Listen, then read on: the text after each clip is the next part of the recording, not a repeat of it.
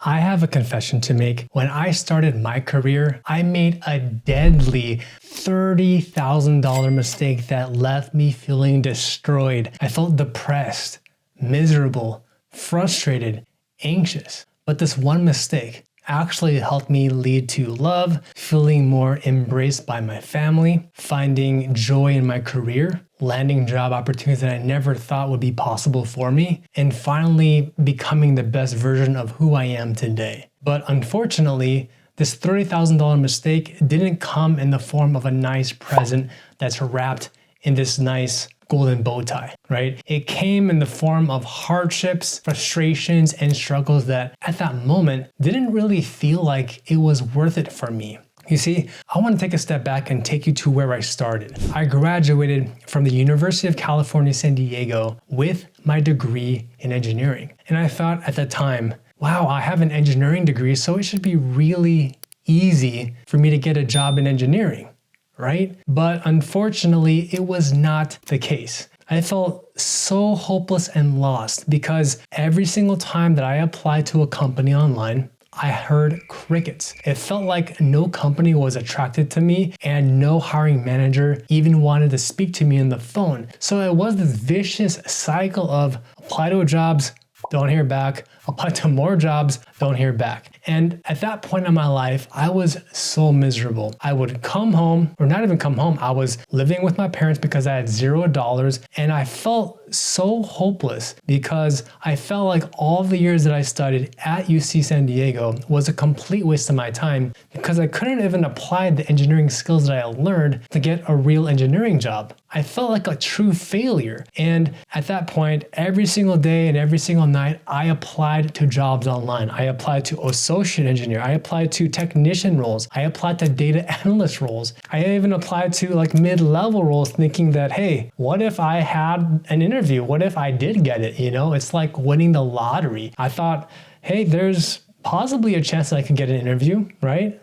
Let me cross my fingers. But the truth of the matter is, I pressed submit more than 100 times, applying to companies that I hoped and prayed that I would get a job offer or even an interview.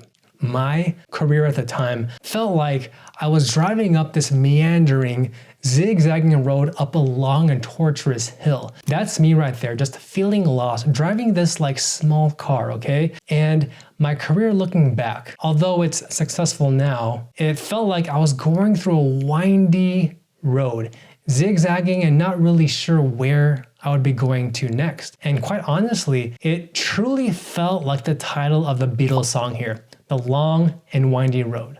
Truly, that's how I felt. As a side note, one of the first bands I ever listened to was the Beatles, influenced by my father. And the very first music CD I ever listened to was Rubber Soul by the Beatles. And at that time, I listened to it on my boombox. I'm giving away my age here, all right? So comment the words for boombox if you grew up to listening to real music CDs. I got you, because I grew up in the same era as you. And so boombox, that's gonna be our secret handshake for this video. Now going back to this, applying for my first job and getting an interview for an engineering role felt like this torturous hill that I didn't even know if I was going to make it or not. It was a struggle for me, honestly, day in and day out. Can you relate to this? Have you been there before where you submitted to a job online your resume, you filled out that online application, and you just hear crickets? Nothing. But then you do this day in and day out every single day. And you, every day in the morning, you would go to your email and you look very excitedly, almost like it's Christmas. And you think, ooh, maybe today is the day that I'm finally going to get an email from that one company, right? Can you resonate with that story? Because that was me, all right? I felt like I was never able to attract the hiring manager until on a random weekday, I got a phone call. And this phone call changed my life forever because it wasn't just one phone call. This phone call led to many phone calls that gave me the confidence that, hey, I'm finally getting interviews and I can't believe that this is happening to me. It felt like I finally broke into the matrix. Every interview that I was on, I was able to pass with flying colors, so to speak. And then I reached the final job interview. It's like I'm Keanu Reeves. I'm the one, and I'm speaking to Morpheus, right? So you're at this critical turning point. You're at the last interview and you're speaking to the hiring manager himself.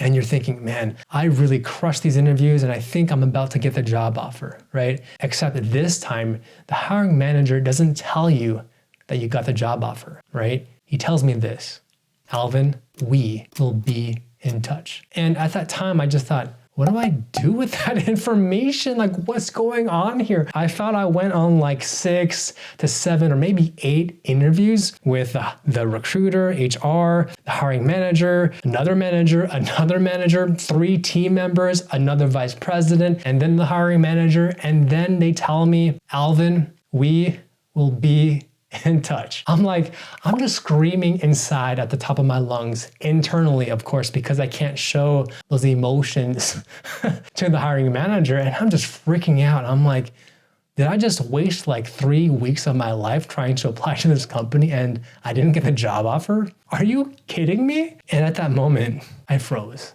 because I wasn't sure what was going on. Have you ever heard these words before during your interview? Because when I heard this, I was on cloud 9, and then all of a sudden it was like a rug got pulled out underneath my feet. If you've ever experienced this before, let me know your thoughts in the comment section down below.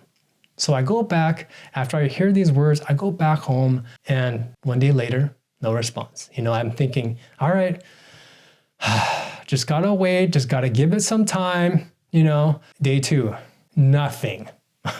And the thing is, when you're applying to jobs, every hour that you're waiting to hear back is like a year. It feels like it's a year that you're waiting to hear back from the hiring manager, especially if you made it to the last round of interviews. Every day felt like time was ticking, all right? 3 days later, nothing. 4 days later, still nothing. 5 days later, absolutely nothing. And so at this point, I'm just panicking. I'm feeling very insecure about myself. I'm feeling anxious. I'm just like, all right, this isn't working. I'm going to have to apply to another job because clearly this company isn't going to hire me. I'm quitting. I'm giving up, right? It truly felt like I was going to a public bathroom and I had to do the number 2. And when you're about to use the toilet paper, you pull that toilet paper roll and then it says, don't panic. There's literally no more toilet paper because you're doing the number 2. So what do? Do you panic? Do you freeze? What do you do in those situations, right? But finally, 1.5 weeks later, I get a phone call. I get a random call 10 days later, and you wouldn't believe it. It's the HR person calling me to tell me that they would like to offer me the role as an associate engineer. And when I heard those words, I was just like, yes, I finally did it. I finally made it. And all of my frustrations after having applied to jobs for 3 to 6 months, not hearing anything back, it just felt like this huge relief. And I remember the HR telling me through the phone, Alvin, we want to offer you the associate engineer role with a salary of XYZ dollars per year. And unfortunately, this is where the tides turn. This is where I make my $30,000 mistake. Why? Because I jump into it. I say, yes, absolutely. You know what? I'm in. What can we do to get this ball rolling? I just want to get started in the company. Obviously, I don't say it with that kind of excitement, but I hope you're getting the picture here. I'm fresh out of college. I get this first job offer and it took me 6 months of just applying to jobs and I finally hear back and I'm this excited person that's like, finally got the job offer. They're giving it to me through the phone and I say yes, right? I just say, yes, I'm in. What do we need to do next? I just wanted to keep the ball rolling because I wanted to make some kind of income for myself. I wanted to feel like a man who was making money. Because literally the day before, or even at that moment, I was making $0 an hour. I didn't have a job. I was still living with my parents. And I felt like I was just a waste of space, so to speak, because I couldn't make any income. And my bank account was just sitting there, maybe flatlining or maybe decreasing because I wasn't making an income for myself. And unfortunately, this is where my $30,000 mistake was. Looking back in my entire career, this is one of the most expensive mistakes that I've made, but it eventually set me up for success for many of the other roles that I eventually landed along my 10 plus years in my professional career. Why was this my $30,000 mistake? Let me show you so that you don't make the same mistake even if you're still in college. Maybe you're applying to an entry-level role or a mid-level role, or maybe you're trying to promote yourself into an internal company or land a different role at a different company. Do not make this $30,000 mistake, which I'm going to reveal to you shortly. You see, this is my starting salary, XYZ. All right. Unfortunately, I just said yes. I just accepted it and I didn't question anything. I didn't say things like, yeah, let me take some time to think about that. I didn't pause. I didn't say, let me get back to you on that. Because if I had done that, this pink orangish bar here, that's the potential salary that I could have negotiated. Do you see that little gap there? That little gap is $5,000 to $10,000 in difference. It may not seem like a lot, but let me break it down to you. Every year, I was losing out on at least $10,000 plus. Why is it $10,000 plus? Because every year that I worked at that company in that engineering role, associate engineer, right? I lost out on at least $10,000 easily. Why is that the case? Because your starting salary affects how much your annual bonuses will be and how much your yearly increases will be. At that time, let's say they offer you a salary of ABC, right? And it seems so good to be true. You're like, this is not too bad. I'm not making an income. I'm just going to take it. Don't do that. Do not do that to yourself because you're leaving money on the table, so to speak. You're not being able to have the salary that you actually truly deserve and that you could actually get. If the employer tells you that you could get this salary, you could actually negotiate a salary that's a little bit higher than that. They're never going to tell you like, hey, you can get a really amazing salary that's at the top. They're just not going to do that. But you, my friend, have the power to negotiate your salary and do things that will help you get at least $2,000, $5,000, maybe even $10,000 more to your starting salary.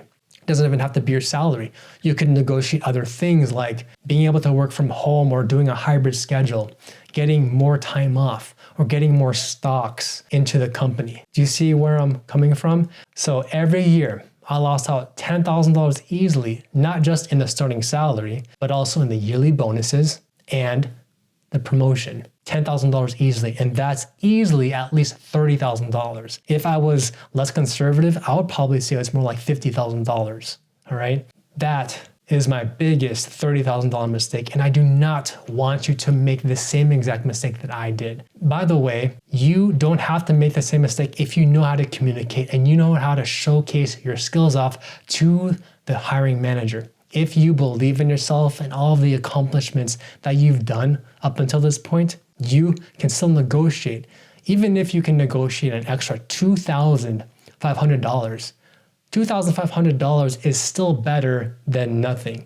If you can get $5,000, that's still better than $0, which is the mistake that I made in my first role. By the way, if you're interested in landing your next job as a project manager, I do have a free gift for you. I have a free project manager resume template that I used to land multiple project manager roles. I want to give this to you for free because I want you to succeed so you can earn the income that you deserve. So if you're interested and you need my help to write your project manager resume, download my free project manager resume template, alvinthepm.com/resume template. So again, this was the biggest mistake that I've ever made in terms of negotiating my salary. Learn from my mistake and do not repeat this. Now, if you want to land your next job in project management the fast and the easy way, please watch this video next, and I'll see you in the next video.